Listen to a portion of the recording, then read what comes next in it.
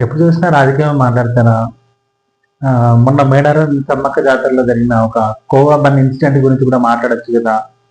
So అలాంటి ఒక పేదవాడు బతుకు తెరువు కోసం, పొట్టకూటి కోసం మేడారం వచ్చి తనేదో కోవా బన్ అమ్ముకుంటూ బతికిస్తూ ఉంటే, ఈ దిక్కుమాల యూట్యూబ్ ఛానల్ వచ్చి ఆయన ముందు మైకు పెట్టి దిక్కుమాల బ్రషలన్నీ వేసి ఆయన ఎంతలా ఇబ్బంది పెట్టాయంటే చాలా ఇబ్బంది పెట్టాయి.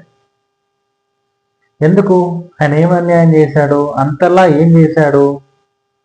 ఆ కోవబ్బని తినిపోయి నిజంగానే చనిపోయారు ఎవరైనా?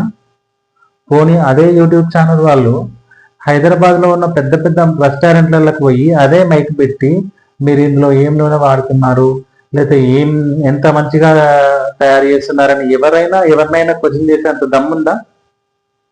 ఎందుకు మరొక పేదవాడి మీద పడి యూట్యూబ్ ఛానల్ అనేది ఏడుస్తున్నాయి?